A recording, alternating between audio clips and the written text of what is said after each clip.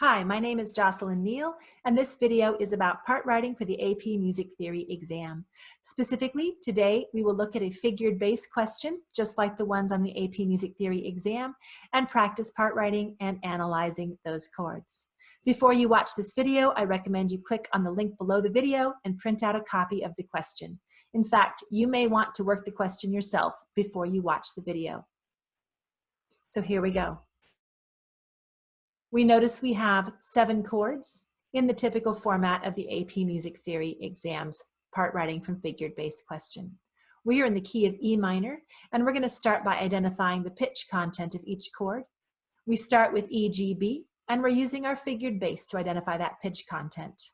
Our next chord has an indication of a 7 underneath it, which is shorthand for 7-5-3, and our pitch content for that chord is D sharp, F sharp, A, and C. Our next chord has E, G, B. Our fourth chord has a 6 under it, indicating pitch content of A, C, E. Our fifth chord has the notes E, G, B, and we notice that it is a 6-4 chord. Our sixth chord has a 7, a 5, and a sharp. We know that sharp applies to the third above the bass, which results in the pitch content B, D sharp, F sharp, A. And our last chord has the pitch content E, G, B. I'm going to circle the chordal 7th in every chord that has a chordal 7th. That's going to help me keep track of those notes in my part writing.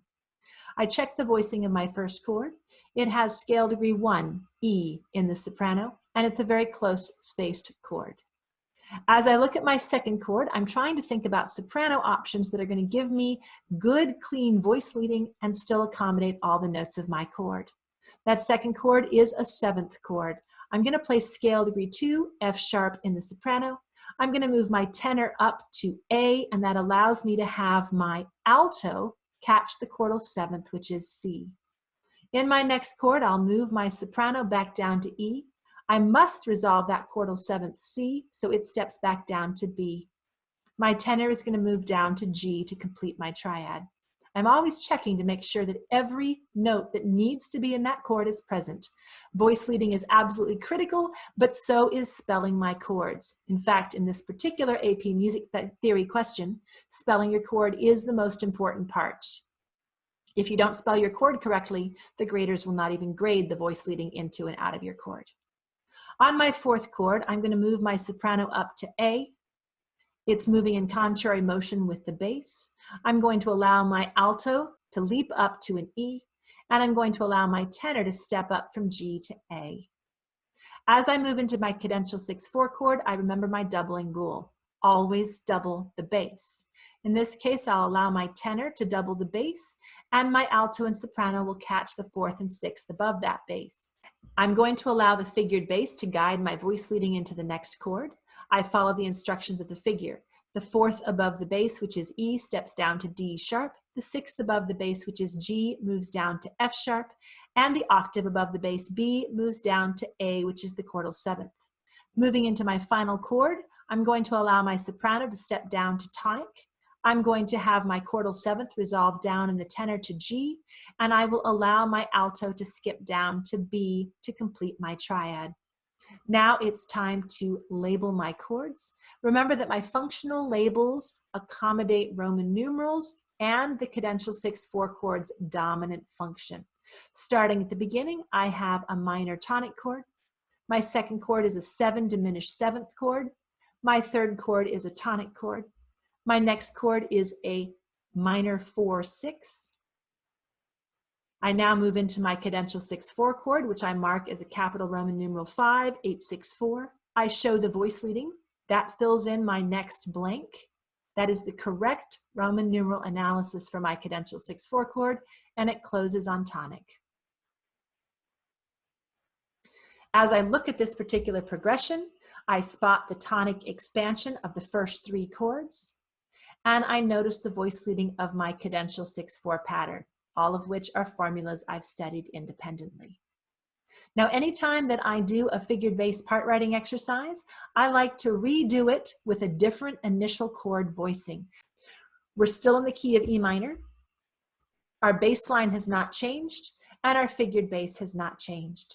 So as I work through my pitch content again, I'm remembering that figured bass tells me the intervals above the bass. I remember how the shorthand figured bass works. 7 stands for 7-5-3.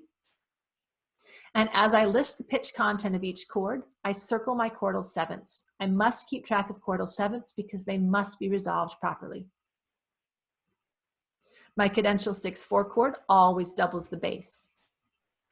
As I move into that dominant 7th chord, the voice leading is already determined by the figures themselves.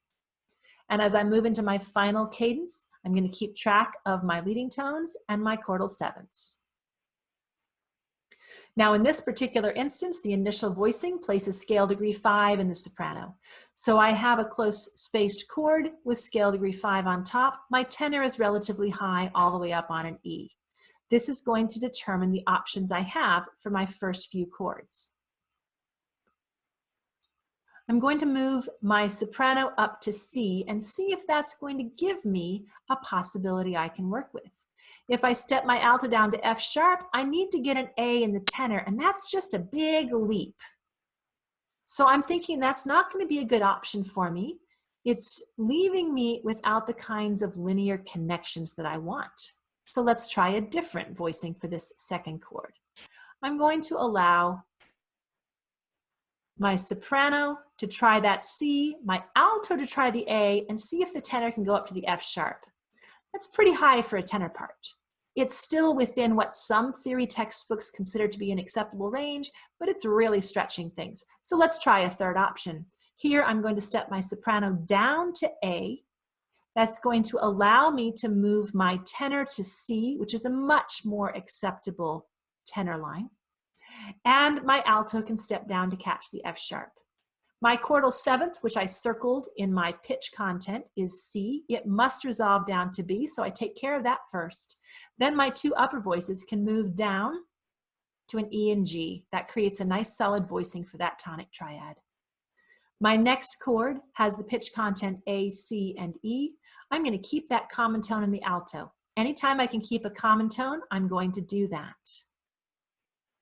I'm going to move my soprano up to A, and in this particular case, I look at my options and I'm going to choose to move my tenor down to A. That gives me a doubled root for that chord, but more importantly, it's going to set me up for good options with my cadential 6-4 chord. I have to double the bass in my cadential 6-4 chord, and I'm going to go ahead and move my soprano in contrary motion with the bass and put the note B in the soprano. I keep my common tone in the alto. I love those common tones. And I can step my tenor down to G. The voice leading into my next chord is predetermined by the figures. I follow the instructions.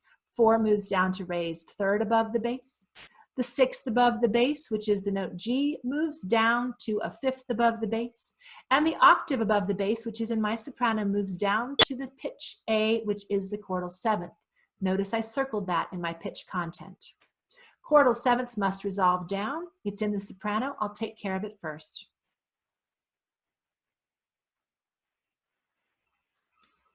Now let's look at the bass. I'm so tempted to move that up, but if I do that, it's going to cause me some parallel fifth problems.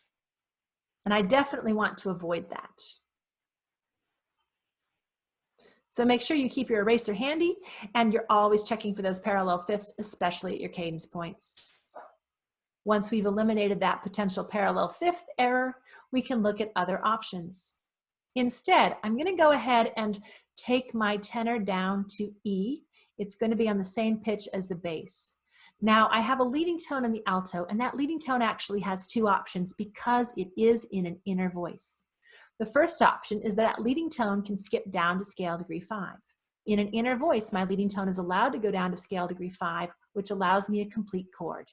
My other option is for that leading tone to step up to tonic E. In that case, I have a tripled root and a single third. That's a perfectly acceptable doubling for my last chord. You are allowed to omit the fifth of a root position triad. Let's label our Roman numerals. They're going to be the same as in our previous example because your Roman numerals are determined by your bass line and your figured bass. So here is another complete voice leading solution for this figured bass part writing question. Thanks for watching.